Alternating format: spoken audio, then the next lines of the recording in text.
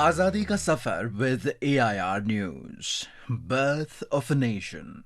India's glorious freedom struggle is one of the greatest struggles the modern world has ever witnessed. AIR News brings you a glimpse of the struggle every day. जब तक जनगण मन का मान रहेगा, जब तक ये संविधान रहेगा, अरे हे, जब तक हिंदुस्तान रहेगा, बाबा साहेब नाम रहेगा.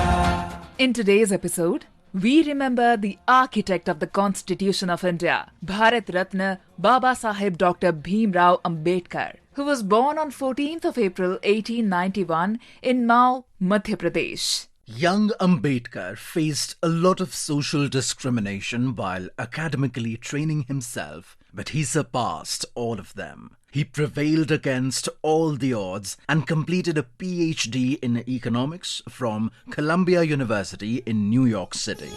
कोलंबिया यूनिवर्सिटी में सीधे ही जाते हैं, बड़ी सुगमता से ही उसमें दाखिल हो जाते हैं. He also secured a DSc in economics from the London School of Economics. Being a victim of caste discrimination, which inspired him to work towards the cause, and with the help of the Maharaja of Kolhapur, he founded a weekly journal, Muk Nayak, which criticized the orthodox beliefs of Hindus. He also founded the Bahishkrit Hitkarini Sabha to provide education and socio-economic improvement to the backward class. Instead of taking the route of violence, he led a satyagraha movement, fighting for the rights of so-called untouchables. Baba Saheb was nominated to Bombay Legislative Council in 1926.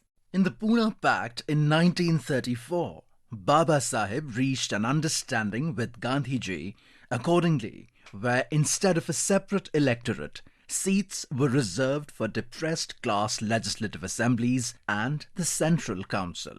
In 1935, he was appointed as the principal of the Government Law College, and the following year, he founded the Independent Labour Party, which went on to secure 14 seats in the 1937 Bombay elections when Dr. Ambedkar was also elected to Bombay Legislative Assembly. In the same year, he published the famous book, The Annihilation of Caste. In 1942, Baba Saheb was nominated to the Governor-General Executive Council. He was the only member in the council to handle 4 portfolios. In 1946, he became a member of the Constituent Assembly.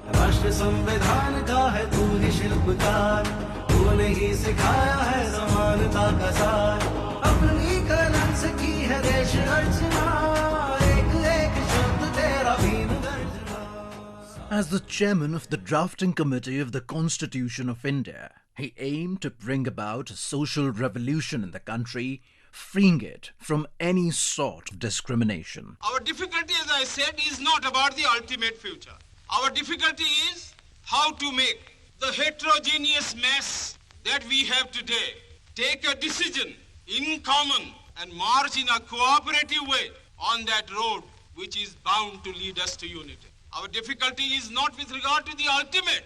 Our difficulty is with regard to the beginning. The Constitution of India provides the citizens with freedom of religion, advocates rights for women, abolished untouchability, and bridged the gap amongst the classes of the society. After independence, in 1949, Dr. Ambedkar was appointed as India's first law minister in the interim government of independent India, but resigned in 1951 on the issue of Hindu Code Bill.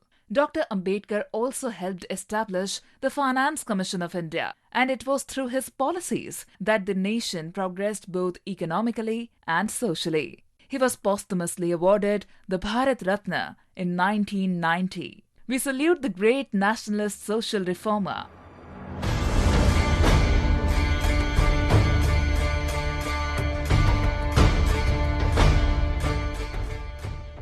We also remember freedom fighter Baikunth Shukla, who was martyred on the 14th of April 1933. A resident of district Muzaffarpur, Bihar, Shukla was imprisoned in 1930 for taking part in the salt satyagraha in his region. He was actively associated with a revolutionary party operating in North Bihar in the 1930s. On the 9th of November 1932, Baikunth, along with Chandarma Singh, killed Fanindranath Ghosh, who had turned approver in the second Lahore conspiracy case. Baikunth Shukla was arrested and put on trial and was hanged on the 14th of April 1933. We salute the great martyr. That brings us to the end of this episode of Azadi Ka Safar with AIR News.